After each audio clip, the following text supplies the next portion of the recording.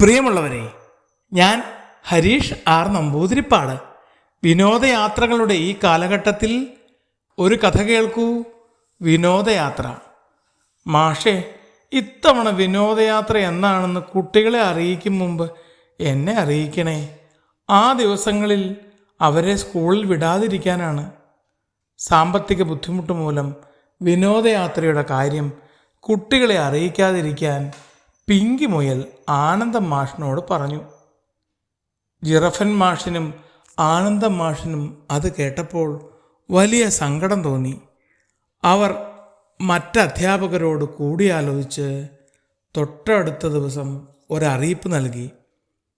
അടുത്ത ബുധനാഴ്ച എല്ലാ കുട്ടികളും അതിരാവിലെ തന്നെ സ്കൂളിൽ വരുന്നത് പോലെ ചെല്ലാരിക്കാട് മൈതാനത്ത് എത്തിച്ചേരണം.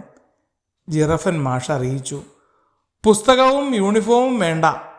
അതുകൂടി കേട്ടപ്പോൾ കുട്ടികൾ സന്തോഷം കൊണ്ട് തുള്ളിച്ചാടി. ഞായറാഴ്ച നേരം വെളുത്തപ്പോഴേ കുട്ടികൾ ഇഷ്ടമുള്ള വസ്ത്രം ധരിച്ച് കുടിക്കാനുള്ള വെള്ളവും ലഘുഭക്ഷണവുമായി ചെല്ലാരിക്കാട് മൈതാനത്തെത്തി.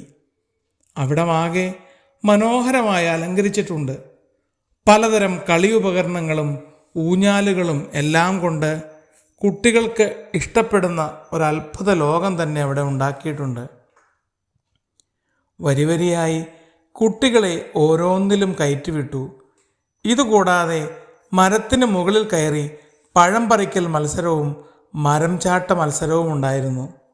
കുഞ്ഞു മൃഗങ്ങൾക്ക് ഏറെ ഇഷ്ടമായത് ജിറഫൻ മാഷിൻ്റെ തലയിൽ കയറി കഴുത്തിലൂടെ ഊർന്നിറങ്ങുന്ന കളിയാണ്. ആനന്ദനാനയുടെ പുറത്തു കയറിയുള്ള സവാരി, തുമ്പിക്കൈയിൽ ഊഞ്ഞാലാട്ടം, വാലിലൂടെ കയറി തുമ്പിയിലൂടെ ഇറക്കം എന്നിവ കുട്ടികൾക്ക് ഹരമായി. ഇടയ്ക്കിടെ ഇളനീരും പഴങ്ങളും കഴിച്ച് ക്ഷീണമകറ്റാനും അവസരമുണ്ട്. കാട്ടിലെ കുഞ്ഞരുവിയിലൂടെ നീന്തൽ, വെള്ളച്ചാട്ടത്തിൽ കുളി എന്നിവയൊക്കെ ആവേശത്തോടെ കുട്ടികൾ ആസ്വദിച്ചു.